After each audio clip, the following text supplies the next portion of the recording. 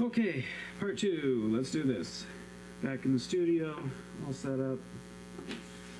I'm going to try to run through this kind of fast because I'm on a time limit tonight. So, we have this set up. We have this telescope created right here. So, what else do we need to do? What parts do we have? We're going to get through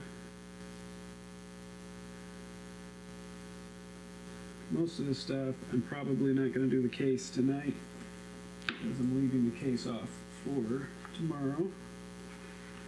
A little presentation tomorrow. So, alright, so we built this telescope and we need to put this telescope inside of that box, right? So we need to create this IPD shaft. So what the shaft does is it transmits power to two racks. So it's a rack and pinion. We have a gear here and a gear here, and it transmits power to the front and back of the telescope simultaneously, so that the front and back are aligned with each other and it doesn't bind. So if we just tried turning one rack and pinion in the back, then we would be moving the back, scooting out the back half and not scooting out the front half, and that would lead to the two sides of the telescope becoming misaligned when we move our IPD. So having this shaft, having gears on both ends, helps us do that.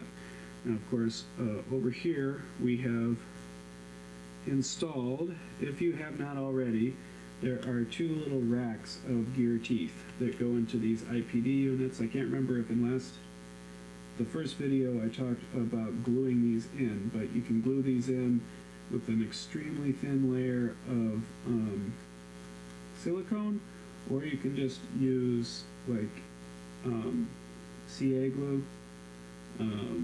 I like Loctite 404. Loctite 404 is I think $60 an ounce, so if you don't have any of that already, well, you can just use regular CA glue too. But basically you want these to stick in there. If they press fit, then you don't need glue. So I'm just talking about glue because maybe if your print came out a little different, you can glue these in. Now gluing them in, the whole point of them being a separate piece to begin with is number one, so we can print them 100%. Number two, so that they print in the correct orientation. Number three, so that if they wear down, we can replace them without replacing the whole thing. And obviously if you glue them in, it's going to be hard to take them back out to replace them, right? So anyhow, maybe I didn't think through that idea 100%, but printing the first two reasons are good. So we have these two little racks that go in here. They are symmetric, so it doesn't matter which orientation. If you flipped them around accidentally, just you want the teeth coming facing down, because it is going to sit in here. So let's take a look. Here are our teeth on our IPD, and they're going to go back and forth like this when we twist our knob. And of course, that is what moves this left and right. So let's talk about how we make this. So you've already cut your piece of tube and you put your one,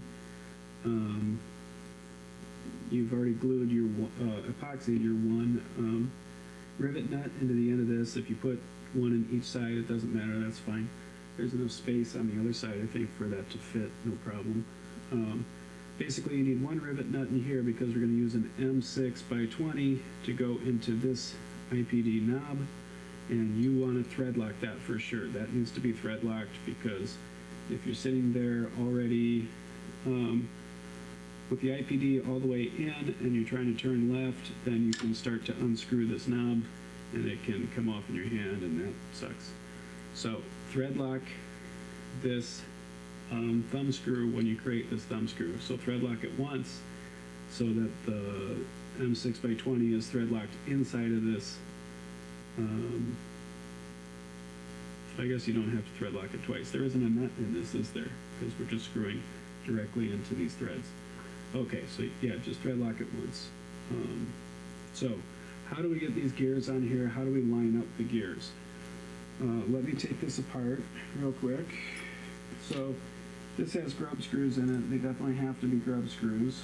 The M4x6s work well. It looks like I have M4x4s in here, because that must have been what I had on me at the time.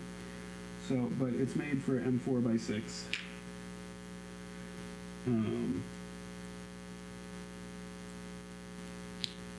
So M4x6 would work fine. So basically what you're going to do is, you see you have a little nut pocket in the end of this. So a nut goes in here so that you can screw that grub screw in. And without some kind of a screw in there, it will fall out. So,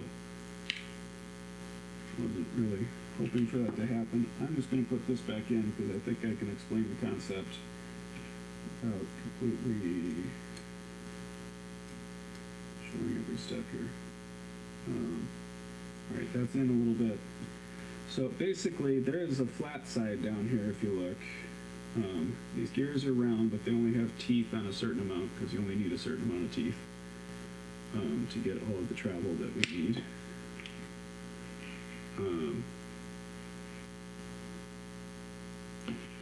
Okay. Alright, so we put in that little square nut, we put in our grub screw. We don't tighten the grub screw down, just a little bit to get it into there. So there's a flat side on the bottom of these gears opposite where the top of the middle of the teeth is. And what this flat side lets us do when we have this distance figured out is to put it down on a tabletop and just squish them a little bit to make sure that they are aligned to each other, just by pushing them both flat on a table at the same time. It's a flat surface, and that aligns the two gears to each other so that you know that the teeth are in the same place. They're going to hit the racks in the same way, and so they're going to turn evenly. So how do we figure out how far apart to put them? Well, basically you get them on here. So you, I can't remember if I so these are these little spacers, or these little discs are made of UHMW. They're very slippery. These are nice to have in here just to help it move smoothly. But you can print these if you don't have these, or if I'm sending you some parts, then you will have a couple of those. These ones from McMaster-Carr are not cheap, but they are UHMW. Like I said, very slippery. It's cool material. So basically, slide this first one on, slide on a spacer, whether you print it out of PETG or have the UHMW one, then put on a second one of these, and then put on this one. And so get the pockets, the nuts in the pockets, get the grub screws loosely on here, but then we're going to adjust exactly where these go just by going like this. What we're going to do is fit it in here. So you're just going to slide your gears so that the end of this rod doesn't touch the end of the pocket. You don't want the end of the rod to touch the end of the pocket. So basically, this one can basically be at the end of the rod, right? This gear in terms of the spacing. So just put that to the end of the rod, and then I'm going to set that down in here. And looks like this one has moved on me a little bit, or maybe actually this one moved on me a little bit. Yeah, this one moved on me a little bit. Okay, so we'll start here. Okay, so basically if these are loose enough to slide back and forth on the shaft, then you just push them in so that they are pressed up against the inside of each of these IPD slots. And so then they are in the right spot. They're aligned on the shaft in the right spot so that they will hit the racks in the right place. So now you've aligned the spacing along the shaft. Now we just want to make sure that they are aligned to each other. And so what we're going to do is, without pulling them or pushing them together, we're just going to push down on them firmly so that we're lining them up to be aligned. And now that they are, I'm just going to tighten down on that screw, tighten down on this grub screw, and now those absolutely are not going to go anywhere. Okay? So now that can go. Let's just make sure that goes into here. So mine is a little short because it is like 365 millimeters. I told you 370 so that you would have a little bit more space. Now, when you put this down in here, of course, like, just put it with the teeth up, and there's enough extra teeth that the alignment doesn't have to be perfect. Like, it can just be sitting there like this, okay? It doesn't matter if it's perfectly aligned when you set the other side down on there. So what we're going to do now is, let's find our shafts and our shaft ends. So here's a shaft, here's a shaft end. If I have sent you shafts, or am sending you shafts, these aluminum shafts are really nice because they're very smooth and, you know, uniform and all that stuff. They're machined, they're nice. You can also 3D print your own out of plastic, and I think it'll work fine. It will be I would sand the surface so that you don't have the ridges from printing it like this. So maybe just sand it, try that out, and let me know how that works. 'Cause I haven't tried that yet on this model personally, but I think it'll probably work. So here's a shaft end, and let's see, let's make sure we have the right one with the right one. Here is this. Where's the other shaft? And I probably left it. I kind of made a fidget out of that other plastic thing. Nice. Okay. Okay, we're going to put this one over here. That's the wrong one. That goes with that. Okay. Exciting television. So anyhow, yours that you printed is all plastic on the bottom here. So you've got two of these front and back that these shafts are going to go through. Mine has these oilite bearings, which I found are not necessary. You actually can just use plastic and it slides very nicely. So yours has this teardrop shape, just so it prints nice, and so yours is shaped a little bit differently than mine, but it'll work the exact same way. So basically we have these shaft ends that go along with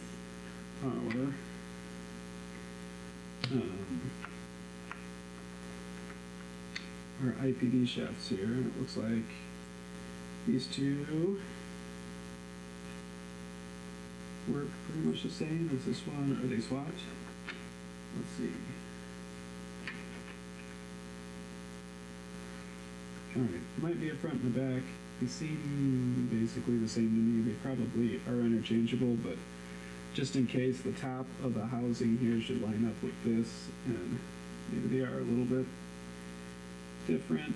I guess one has, you know, they both have the pocket in the back is the main thing. So they have a pocket so that we're going to screw them in. When we screw them in, they're going to screw in to the frame, keep them snug, and the pocket goes in the back. See what I mean? On this side. So anyhow, we're going to pop these in after we pop in this. And the way this pops in is really simple. We're just going to put it in. I think I've given you a little more clearance. This might be an older aluminum part I have in back, but let's see. Basically, we're going to angle this into here in the back. So angle the back end through the hole first, and then just pop it in. Okay, and so now those racks are sitting on top of the gears, and what we're going to do now is we are just going to slide in these shafts, and they should just go right into those holes. Okay? And so it looks like M4 by 12 does not work. So we must need an M4 by 25. Which begs the question of where are the ones that I took out? Where have I used an M4 by 25 where I didn't need to? I guess is the other way to ask that question.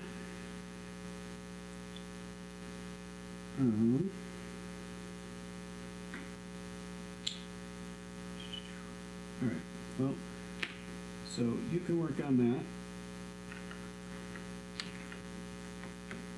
Well, I find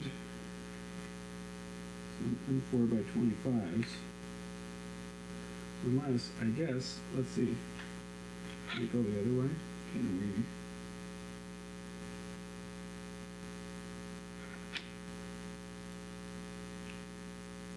Okay, let's see. It's been a minute since I put this together, honestly. So let's see, is it really M4 by 25, or can you just flip them around? Okay. Pocket goes in front. That was just a test to see if you're paying attention. Pocket goes in front, then we can use an M4 by 12. Just a test to see if you're paying attention. So we're going to screw this in. Let's screw it in with the, actually let's put a lock washer on there.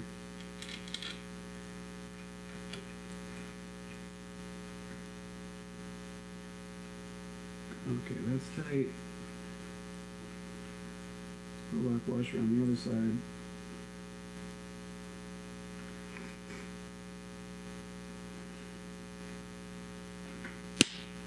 Make sure that clicks all the way into place. By the way, make sure that shaft is in the right place, otherwise you're going to have a bad time actually using it.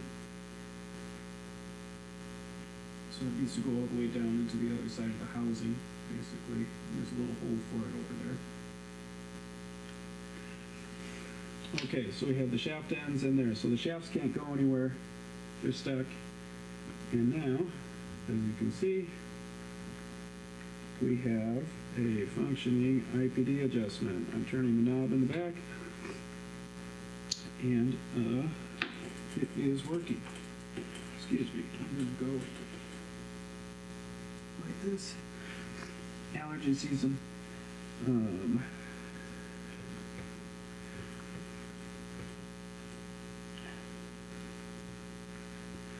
Okay. So this is going back and forth. So it looks like that's working pretty well. Alright, that's how IPD works. What do we do next? Let's put on the handle next. That's the next thing that's kind of the pain in the butt, so let's do that. So, handle. Basically, the way this is going to work is this. This Pinty laser that I probably have recommended to you.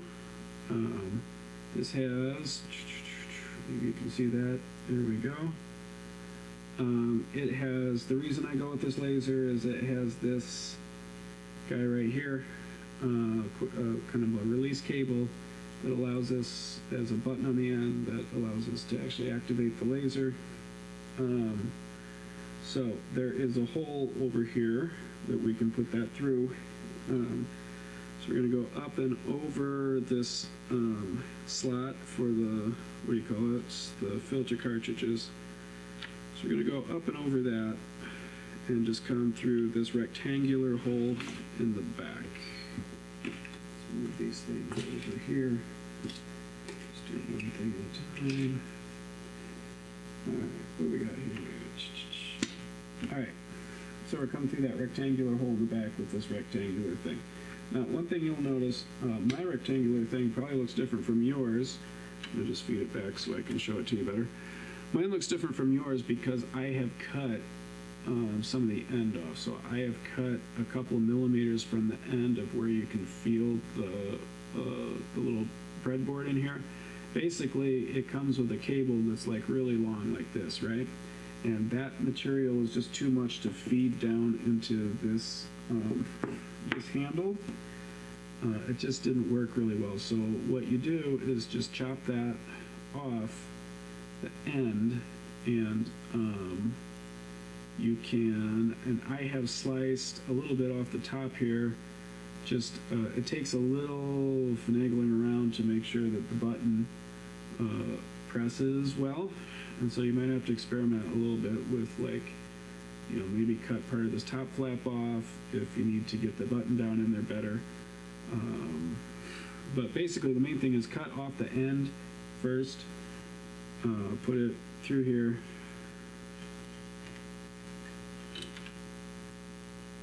and now let's take a look at this handle. This handle is a little different. The main reason, the main way that my handle is different from your handle is that it has this hole on the side. So the way that I came up with for the short handle to attach was for a M6x20 to go through here and to connect into here, because I had made a short 4-inch aluminum tube to go in here, and then I put another rivet nut and did that whole rivet nut aluminum tube thing inside of here, thinking, you know, that would like stiffen this handle. It turns out that just the plastic handle itself is plenty stiff, and so rather than going through all that, I flipped it, and that the flipped version is what you have. So yours actually has an M6x20 that goes into this end of this handle, goes down into here, and then there's a pocket in here for a thin M6x20, I think. No, not M6x20, a thin square nut.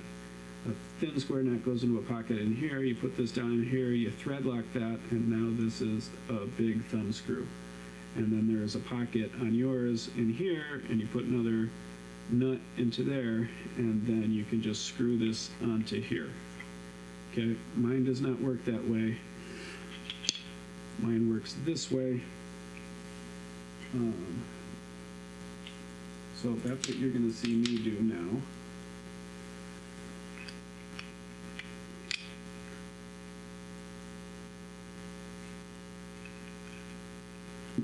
To put mine back together. But come on, little buddy. Alright, there we go. Let's do that.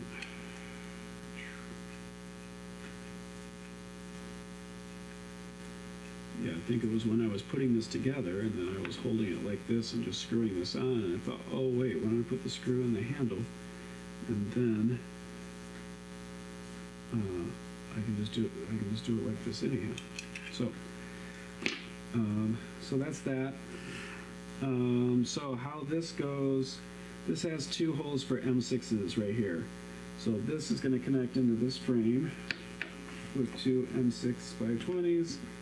These are standard thickness head M6x20s. You should definitely put a lock washer on these, quite honestly. So there's a hole, there's a slot in here. Just put this through the slot. Got it.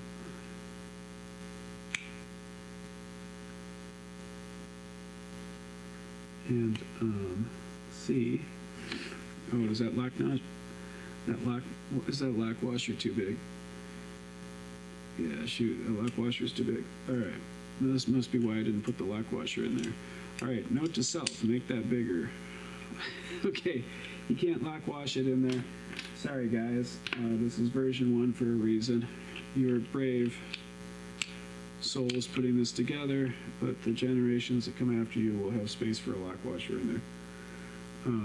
So we're going to do that. We're going to put another one goes in the bottom. Same deal. You just pop that in here. And so the way this works, if you already have one of these in here just to hold its place, let's take that out. Because the way it works is this becomes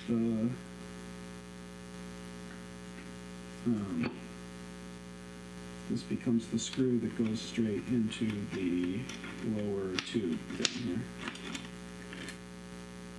But there is not room on this side for a lock nut. So don't use that, I guess. So let's do the, okay, so see this? There's another rectangular hole. Put this through here. Yank on that foam cord. And so you can just push this one through with your thumb and then grab a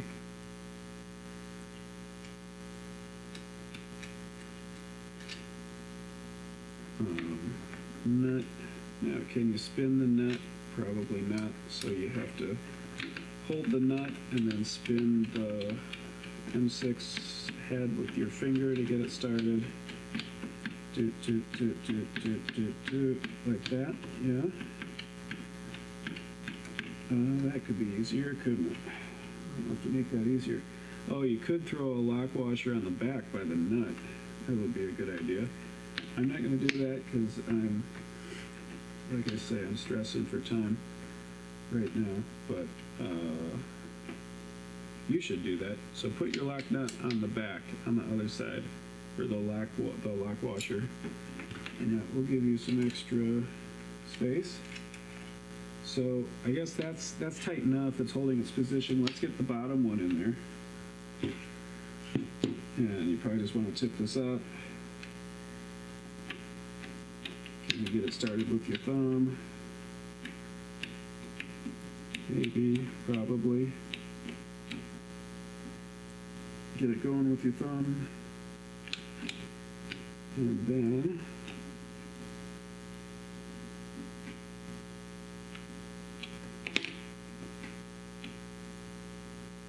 keep it going. Come on, buddy. There we go. Alright. Let's go, little buddy. If you have a ball end hex driver, that's going to be a lot easier because this model I've given you doesn't have like a little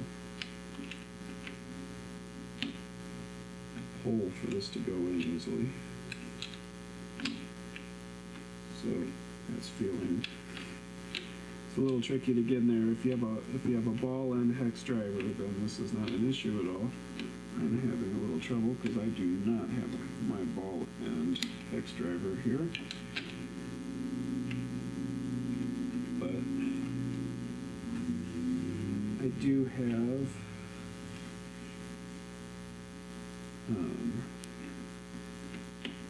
perseverance, I guess call it.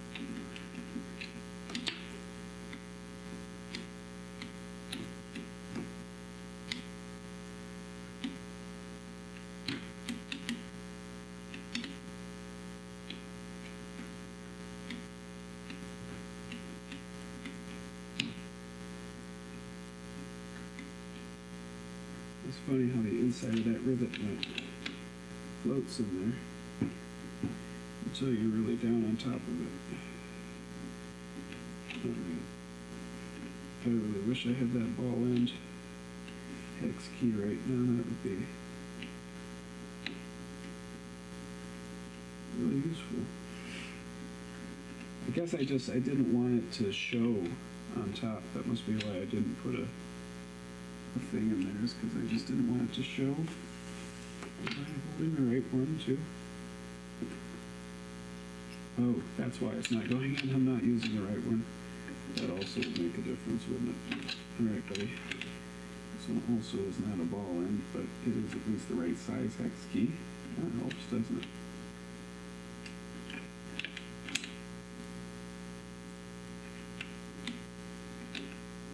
There we go. Oh man, I'm really busting up this handle. Good thing I'm gonna redo that.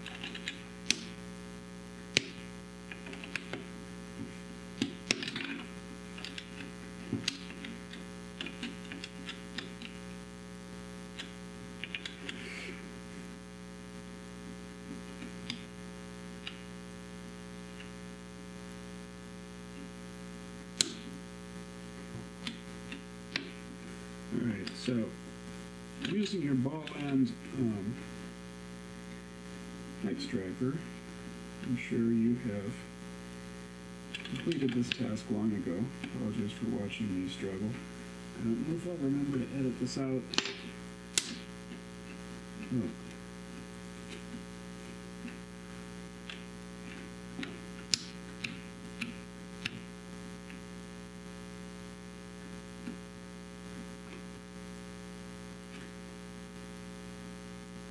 Let's see.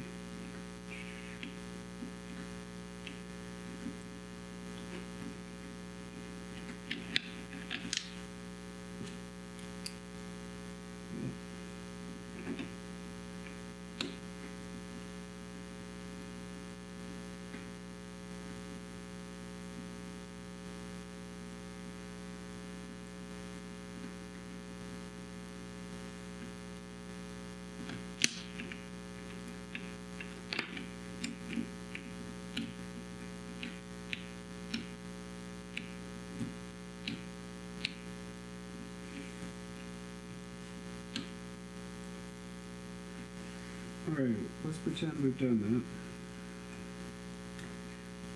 that. Okay, so that's in. Let's just check this one up here. Make sure this one's nice and tight.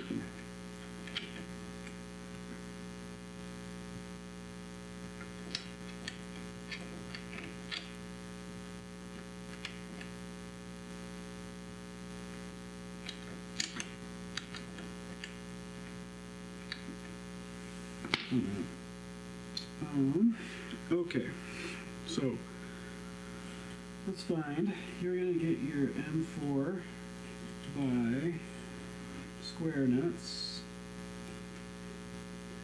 Mine is an older model, mine has M3.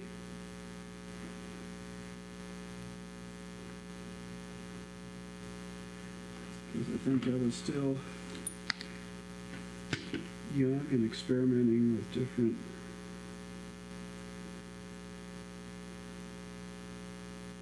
stuff back then.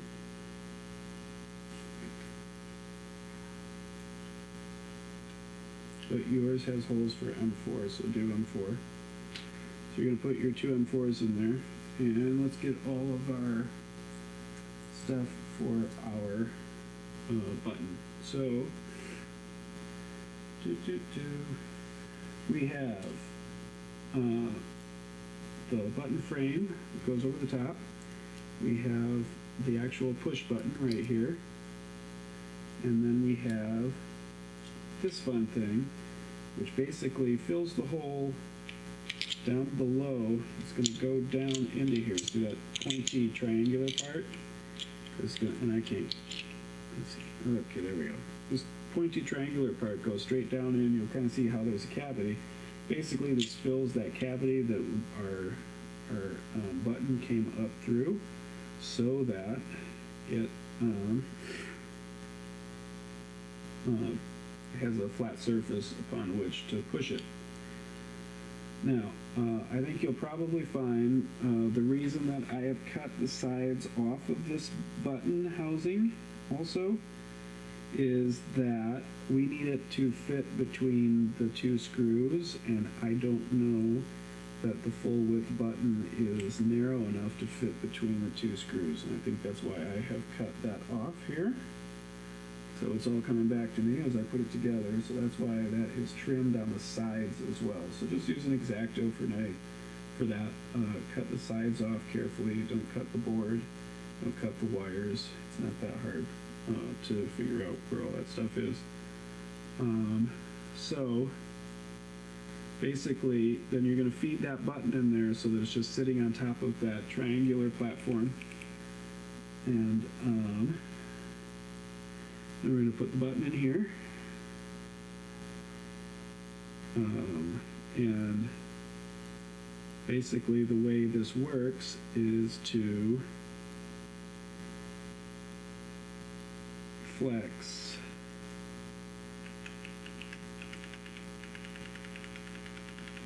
Yep. My little M3s. Here are my M3s. I have no idea what size hex that uses for the M3s, but your M4s will use the 2mm hex. So I'm just going to thumb tighten these. This is probably a 2.5, which is over on my desk over there, so I will just tighten that all the way later. So tighten this down. This not gonna work. Let's see, do I have one? I don't think I have a 2.5 in my pocket. Is this a 2.5? No, this is a 2.5.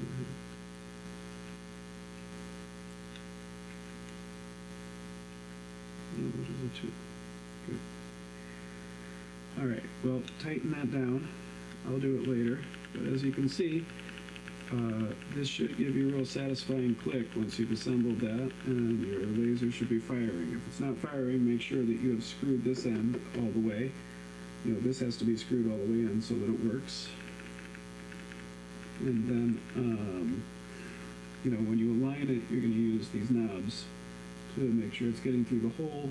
And I think I talked in the last video about the idea of using a Sharpie to create a black surface on the back of that aluminum so that you don't hurt your eyes. This laser is too powerful to be, it's supposed to be 5 milliwatts, but the ones I tested were anywhere between 5 and 10 because there's a little pot on that laser diode that can be anywhere. Which is why the final one that I use will be a different laser. So, alright, we have a button and we have a handle. Hey, that's cool, right? That wasn't so bad, actually. It was harder to design than I guess it is to build. Because that was all kind of a frustrated trial and error kind of situation, figuring out how to make that work. Okay, so, what do we have? We have these frame pieces, and this is going to be playing a game of memory to see, do I remember which one goes where? Of course I do. This one goes back here. These two go in front, obviously, which means this is the one that goes over here. Okay, so the purpose of these frame pieces is to have a surface upon which to Velcro your case, your EVA foam case. We're going to do a separate video where I just show you some of the tips about making the EVA foam case. Velcro has held pretty well. It's not perfect. I'm going to do a clamping system rather than Velcro on the production one, but the Velcro is pretty good. So basically, you just put some of the Velcro hooks in here. I use the industrial strength ones from Velcro that have very good glue on the back, but you know, make sure that I would probably sand the surface of the plastic part and you know, then wipe that down with some acetone or isopropyl alcohol would be fine, either of those. Let's see. So, yeah, so there are a couple of pockets on here for nuts to go into. I guess this one isn't a nut. This one on the bottom is just for the screw head. There is a nut that goes into this one though. So this curvy part goes at the top. You see a little curve, and then there's space. This cutout here is where the filter goes through. And you see these two holes where my fingers are where the screw heads in the back of this plate go. So let's turn this around. And you can see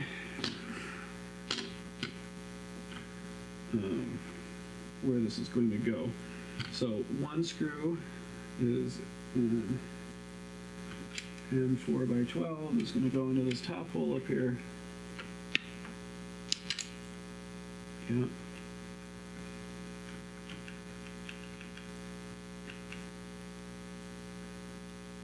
And then on the bottom, I don't have a pocket for you, so you're going to have to do that thing where you hold the nut on.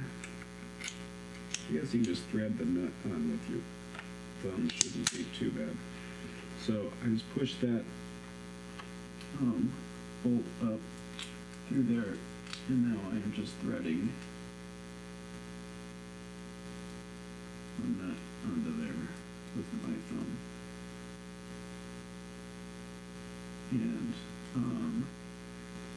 use lock washers on this.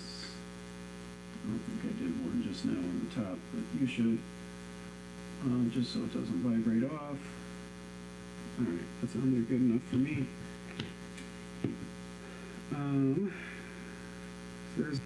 So there's that one. Let's do the other one. Again, pocket for a nut on top. Again, here's the slot for the filter. Yep. So you'll see there's just a little bump out on this one at the top. There's just a little bump out back here. There's not a hole because there wasn't room for a hole. But I promise I have tested it and it clears everything. It's been on here for a long time. So here is a screw. Actually, you know what we'll do? Do this one down here has a hole. So let's do this one first. This is just kind of a case of like, where do I put these little mounts? Where do I have room to mount it to it? And on the revised version is cleaner. Everything is so clean on that one so far. It's really pretty. But this one has been with me out under the stars for a year and a half and works great. It's just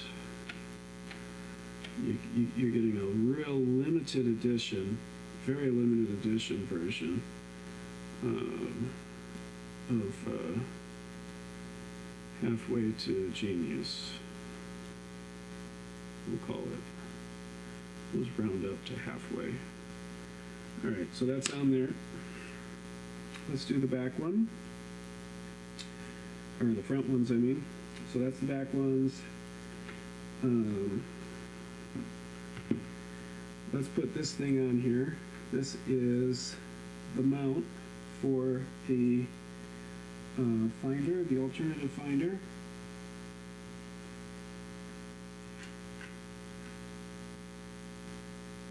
So let's just grab a couple of M4s there. Keep the brain going, keep the brain going. We can do this. So we're just going to use M4x12s. So we put an M4x12. In here we put an M4x12. So there are a bunch of holes here that you can put magnets into, and then I'm going to have a magnetic attachment for that finder. And probably not I might have made you a custom dovetail for whatever particular finder you are using, but mine is going to be a magnetic solution that does not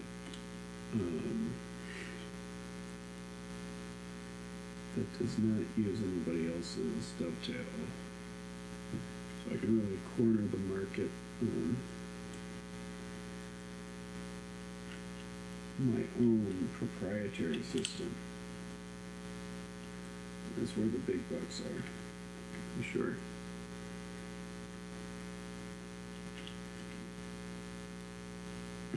Okay, so if I were doing this, I probably would have put this on first before putting in the laser. I'm just going to tell you that now. Might be too late for you, and you might be annoyed with me right now. If it's any consolation, I'm also annoyed with me right now. But here we go. We get started, and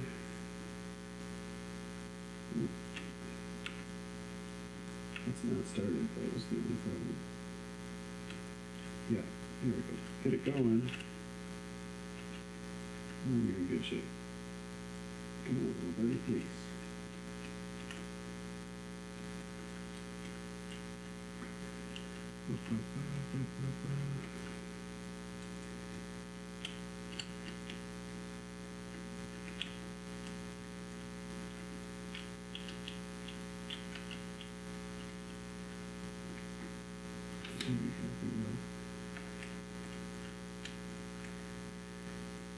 Actual wrench without this situation.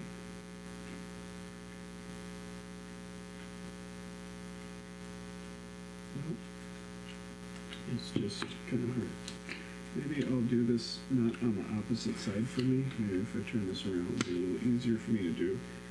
Even if it's not as good of television for you guys. Move on to the next thing. Let's see. Let's just do.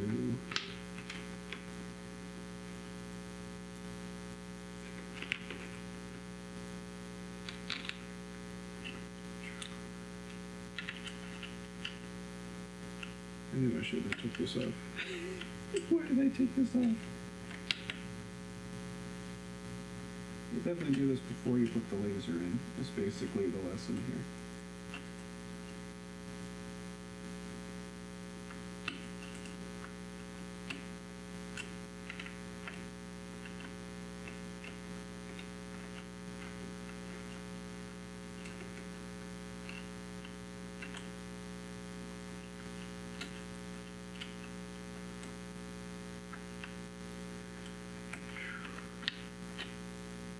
Uh-huh.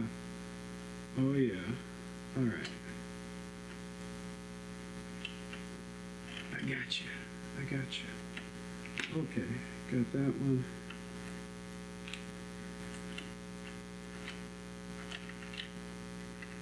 This is must-see TV.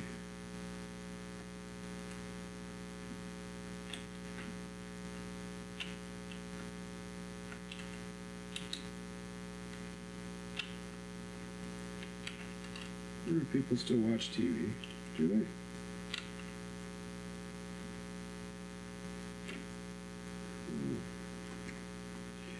Okay.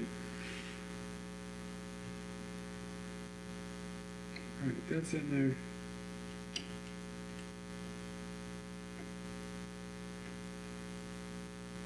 That's in there. Yeah, noticing that those are even bumping up against the laser. Huh.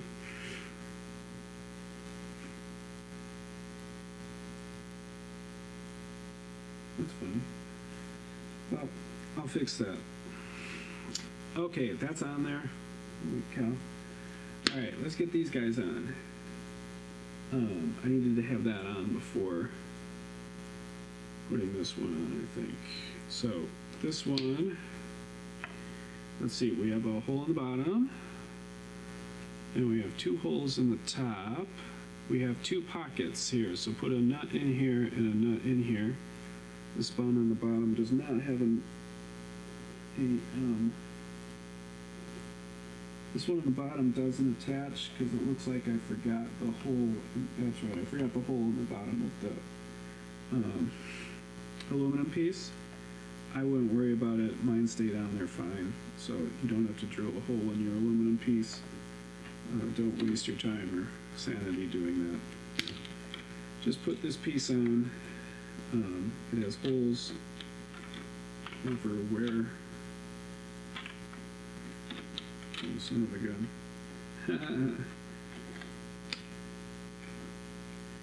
You gotta be kidding me. Okay.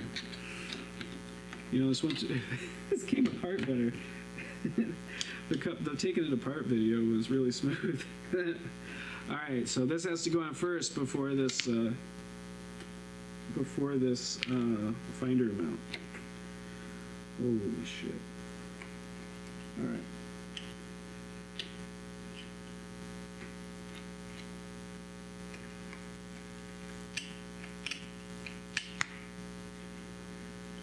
Okay, so we'll just slide this down. If you already put that on, we're just going to take that front bolt out and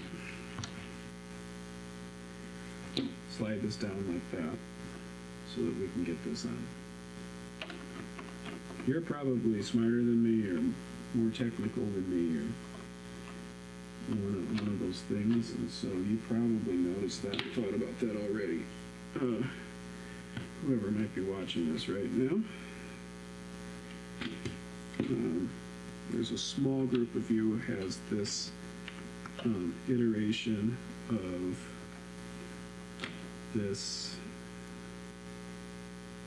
kit, and so, oh man, you gotta be kidding me. I gotta take the whole thing off? Dude, I gotta take the whole thing off. Alright, because I can't swing it back up now. Alright, come on out.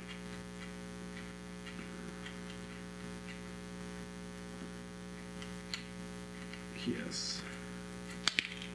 Okay, maybe I'll just cut that whole thing where I'm struggling with this. Shit, now I gotta do editing? Well, you don't need this for a minute. Okay. Alright. So let's just do a do-over on that. Okay. Okay, let's do one of these. Okay. So this piece, we got these two back pieces on, and now let's do this front piece. This front piece goes on like this. There is a hole at the bottom that we're going to ignore because I forgot to cut a hole in the bottom of the aluminum. Don't worry about that. You don't really need it. And then this piece also has an attachment up here with two pockets for screws, yeah? So you're going to put, let's take a look real quick at our, yeah. So you're going to connect this one on the left first. Let's do some good television here. You're going to connect this one right here first.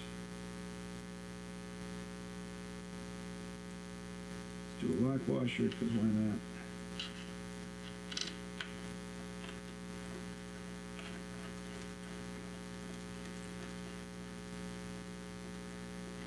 We're not going to do this one yet because